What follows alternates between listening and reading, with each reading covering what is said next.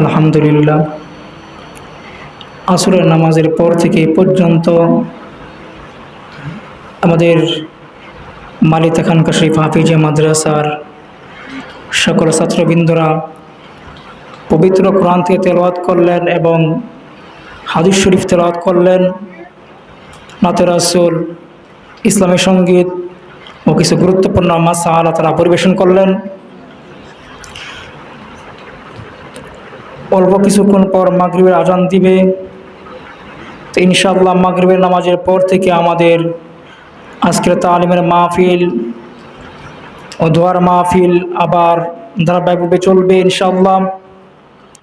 তাই সকলকে বিনীতভাবে আহ্বান করছি, অনুরোধ করছি, আজকের মাহফিলে সকলে উপস্থিত হবেন। মাগরিবের নামাজের পর থেকে আবার আমাদের মাহফিলের কাজ চলবে ইনশাআল্লাহ।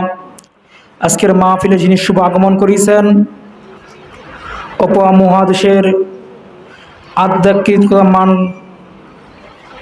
প্রাণকেন্দ্র কামালা দরবার শরীফের হযরত পীর সাহেব কেবলা,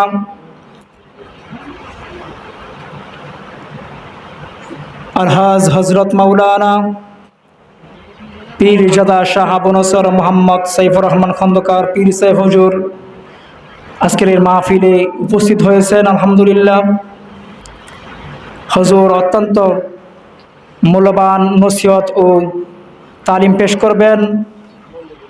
তাই সকলে আজকের মাহফিলে আসবো ইনশাআল্লাহ। আজকের মাহফিলটি হচ্ছে একটি দোয়ার মাহফিল।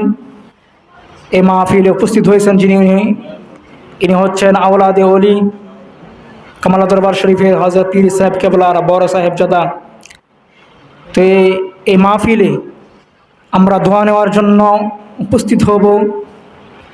আজকের মাহফিলটি আমরা এই মাহফিলের কারণে যতটুকু খুশি আর না খুশি, তার চাইতে হাজার গুণে বেশি খুশি আজকের এই গ্রামের মুর্দাগান যারা কবরের মধ্যে শুয়ে আছেন, তার চাইতে হাজার গুণে খুশি হচ্ছে তারা।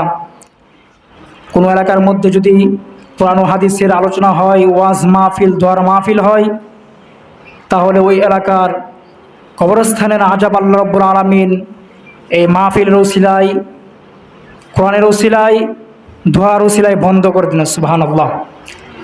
তাই আমরা আজকের মাহফিলে উপস্থিত হব, দোয়া করব আমাদের আত্মীয়স্বজন যারা বিশেষ করে গ্রাম থেকে মহল্লা থেকে যতগুলো মানুষ অন্ধকার কবরে চলে গেছে, সকলের জন্য খাস করে হুজুর দোয়া করবেন আল্লাহ রাব্বুল আলামিন যেন সকল মুর্দাগানের কবরে আযাব মাফ করেন।